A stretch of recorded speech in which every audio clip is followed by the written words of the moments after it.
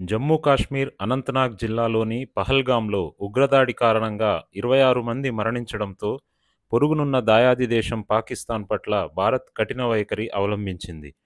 అందులో భాగంగా భద్రతా వ్యవహారాల కేబినెట్ కమిటీ మీటింగ్ న్యూఢిల్లీలోని ప్రధాని మోడీ అధ్యక్షతన జరిగింది. సమావేశంలో కేంద్రం అత్యంత కీలక నిర్ణయాలు తీసుకుంది.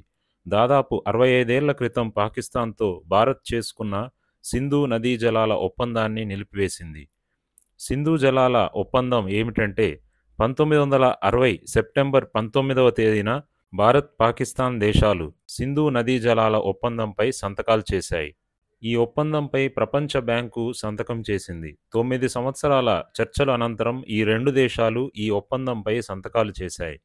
ఈ ఒప్పందం అనేక సరిహద్దు నదుల జలాల వినియోగంపై ఇరుపక్షాల మధ్య సహకారంతో పాటు సమాచార మార్పిడి కోసం ఒక యంత్రాంగాన్ని నిర్దేశిస్తుంది. 6 ఉమ్మడి నదులను నియంత్రించే ఒప్పందం ప్రకారం తూర్పు నదులైన సట్లెజ్, బియాస్, రావీల నదీ జలాలను ఏడాదికి 33 మిలియన్ ఎకరాల అడుగులు వాడుకోవచ్చని, దీనిని భారత్ అపరిమితంగా వినియోగించుకోవచ్చని తెలిపింది. పశ్చిమ నదులైన సింధు, జీలం, చీనాబ్ నదీ జలాలను ఏడాదికి సుమారు 135 మిలియన్ ఎకరాల అడుగుల నీటిని పాకిస్తాన్కు కేటాయించారు. ఈ ఒప్పందం ప్రకారం డిజైన్, ఆపరేషన్ కోసం నిర్దిష్ట ప్రమాణాలకు లోబడి పశ్చిమ నదులపై నదీ ప్రాజెక్టుల ద్వారా జల విద్యుత్తును ఉత్పత్తి చేసే హక్కును భారత్కు కట్టబెట్టింది. ఇక పశ్చిమ నదులపై భారత జల విద్యుత్ ప్రాజెక్టుల రూపకల్పనపై అభ్యంతరాలు వ్యక్తం చేసే హక్కును సైతం పాకిస్తాన్కు ఈ ఒప్పందం కల్పించింది. ఈ ఒప్పందం ప్రకారం ఇద్దరు కమిషనర్లు కనీసం ఏడాదికి ఒకసారి భారత్, పాక్లో ఎక్కడో ఒక చోట సమావేశం కావాల్సి ఉంది. ఆ క్రమంలో 2020 మార్చిలో ఈ సమావేశం న్యూఢిల్లీ వేదికగా జరగాల్సి ఉంది. కానీ కోవిడ్ విజృంభించడంతో ఈ సమావేశం రద్దు చేయబడింది. నాటి నుంచి ఈ సమావేశం జరగకపోవడం గమనార్హం.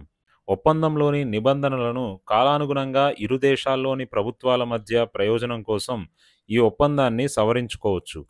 ఈ ఒప్పందంలోని ఉపోద్ఘాతం ఏం చెబుతోందంటే, సింధు వ్యవస్థ నదుల జలాలను అత్యంత పూర్తిగా, తృప్తికరంగా ఉపయోగించుకోవాలని భారత, పాకిస్తాన్ ప్రభుత్వాలు సమానంగా కోరుకుంటున్నాయి.